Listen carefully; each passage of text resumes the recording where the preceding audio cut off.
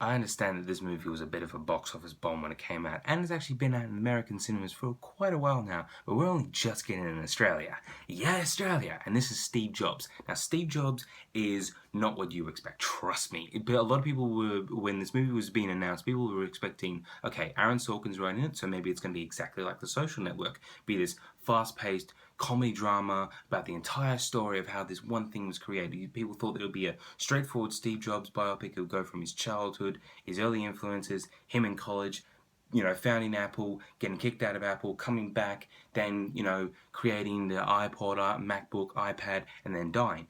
Oh no, this entire movie is set in 3 acts. Each act, 1, 2, 3, is set behind the scenes of product launches that he had. The first one is the Macintosh back in 1984. Then when he's been fired by Apple, he comes back with his company Next to release the Black Cube, which unfortunately is a complete disaster, and he intended it that way. Spoilers, he actually intended the Black Cube to be a complete disaster, which is very funny.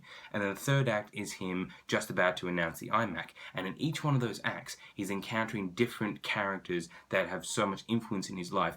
At first, positively, like at the first act, everyone's happy, like, yeah, you're so cool, man. Even though you're a bit of a dick, but hey, you're still so cool. And then this girlfriend comes over saying this little girl is your daughter, and he has to deal with that. And at first, it's a little jarring. Like the writing isn't as great, Danny Boyle directing isn't as amazing as you would expect in the first act. But then in the second act, things start to smooth over, and then in the third act, the real emotion comes through. Because that's the thing about Steve Jobs; it's very unconventional in its story and in its emotion and its heart. It tells not the story of this big man. It doesn't tell this big story from his early childhood. It just sets it in 3 different acts. Yes, you have flashbacks to other past events, like when he and Woz were working in the garage, when he first met the John Scully, who was the CEO of Pepsi, then became the Apple CEO. You see that. You see these little flashbacks to those events.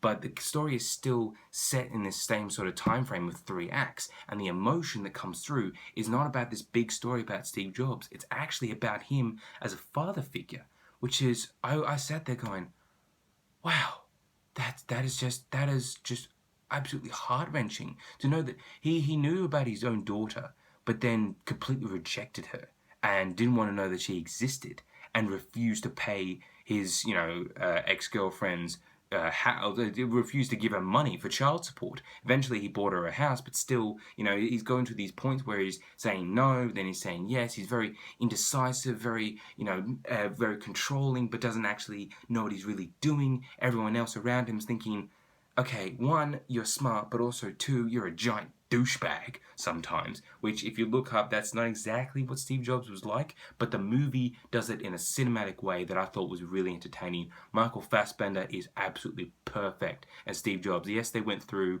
Leonardo DiCaprio and Christian Bale to play Steve Jobs, but you think, I was sitting there thinking, nah, Michael Fassbender has this nailed down. He has the face for it, which I didn't really expect. I didn't actually expect Michael Fassbender to actually look, just physically like Steve Jobs, but he transforms himself into that character. And the whole time, every single shot in the movie, I was thinking, Michael Fassbender is not an actor. He is that character. He is that character as I'm seeing. He's an actor, when he's doing the awards shows and he's doing interviews and other things. But when he's in a movie, that's what I love about him. When he's in that role, he is that role. You don't see him as just Michael Fassbender, Scottish-Irish actor. You see him as that character, as Macbeth, as Magneto, and now as Steve Jobs.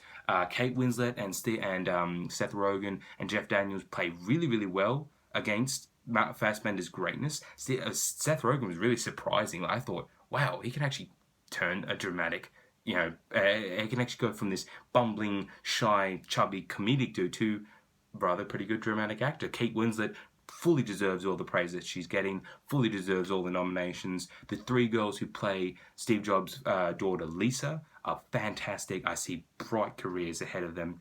And the movie is so well written nonetheless. It's, as I said, it is bumpy at the start, but it smooths over, it starts becoming more fluent and starts evolving more and getting you really pulled into the story. And that's the thing, it's so unconventional for a biopic. Usually biopics have as I said, it goes from the start right to the very finish, but it only contains itself within these 3 acts. And then at the end, instead of having this written afterwards saying like, Steve Jobs went on to do this, and then tragically passed in 2011 after creating the iPod and the MacBook and the iPad and stuff like that. It doesn't have that. The movie just ends, just right there, and it's not like a jarring ending. I thought, that's a closed loop. They told 3 acts, and at the 3rd act, they closed all the loops, tied together, and ended the movie. And I thought, that is how you end a movie. That is how you write a movie correctly, and that is how you end one. And I thought Steve Jobs was pretty awesome. I wouldn't rate it as high as many other movies of this year, which you'll find out, but I thought it was a very good biopic. Probably one of the better biopics I've seen just in general.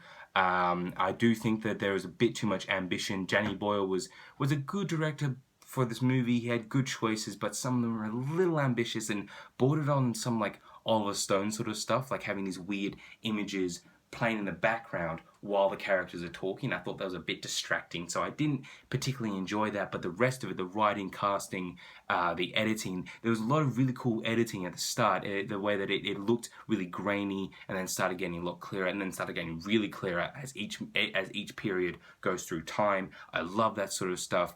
And Steve Jobs, I'd have to say, is a 9 out of 10 for me.